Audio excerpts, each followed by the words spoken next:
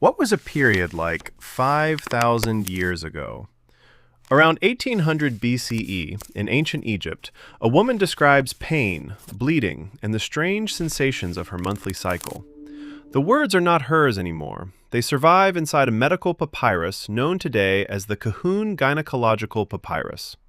Nearly 4,000 years later, it is one of the rare windows into what menstruation meant in the ancient world. For most of human history, menstruation left almost no written record. It happened every month, across every generation, but it was rarely considered important enough to document. Kings left monuments, wars left inscriptions, physicians left prescriptions.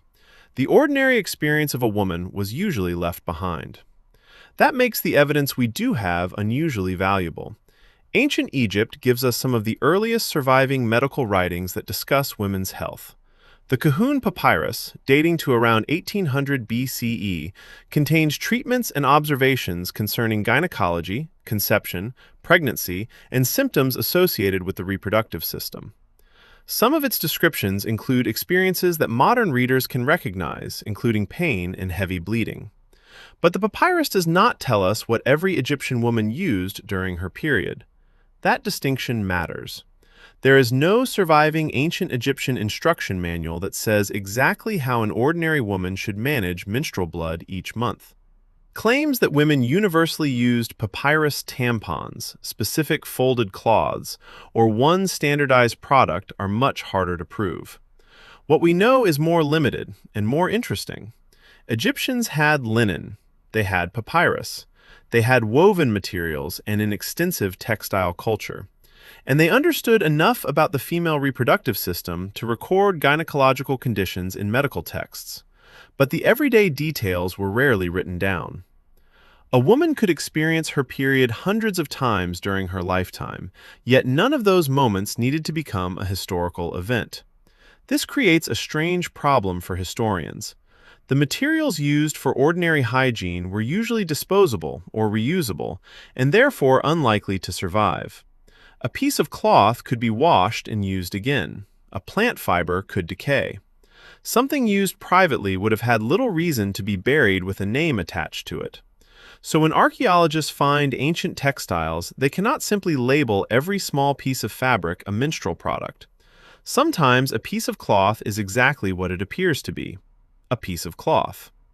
The written evidence has the same problem. Ancient medical texts tell us what physicians thought about women's bodies. They do not necessarily tell us what women themselves believed, felt, or did. And that difference becomes even more important when we move from Egypt into the wider Mediterranean world. Greek physicians inherited and developed earlier traditions of medicine, and menstruation became part of a much larger theory about the female body. Blood was not simply something to manage, it was part of how physicians tried to understand reproduction, health, and disease.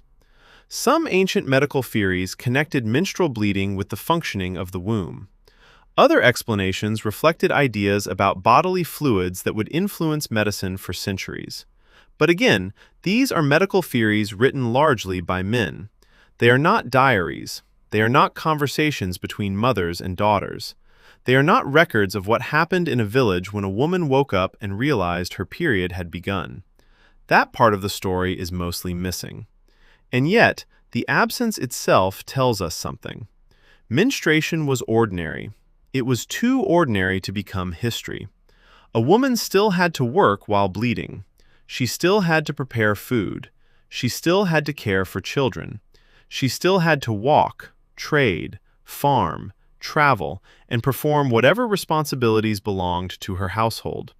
Her body followed its cycle whether the historical record noticed it or not. Thousands of years later, the technology would change dramatically, but the basic problem would remain. Blood had to be managed, clothing had to be protected, and daily life had to continue.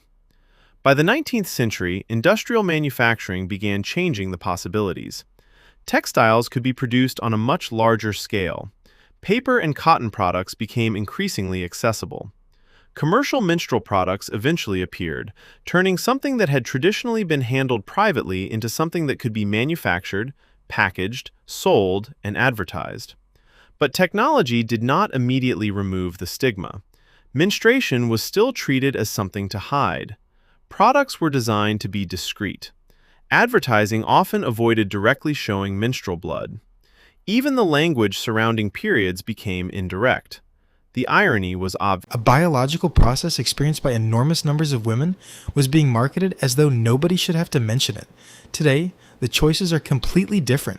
Pads, tampons, menstrual cups, period underwear, and other products can be bought almost anywhere. The materials are standardized, absorbency is measured, products are packaged for specific needs, and the subject itself can be discussed openly in ways that would have been difficult in many earlier periods. But modern convenience creates an illusion. It makes menstruation look like a modern problem with modern solutions. It isn't. The problem is ancient. The solutions changed. The evidence disappeared. And somewhere between those two facts is the story of millions of women whose names we will never know. The Kahun Papyrus survived. The women it described did not. Their bodies left almost no record. Their names disappeared. Their ordinary lives became invisible. But the cycle continued. For thousands of years, women menstruated without calendars, apps, disposable products, or modern medicine. History recorded the pyramids. It recorded the pharaohs. It recorded the wars. But one of the most universal experiences in human history was left mostly between the lines. The papyrus survived. The women did not.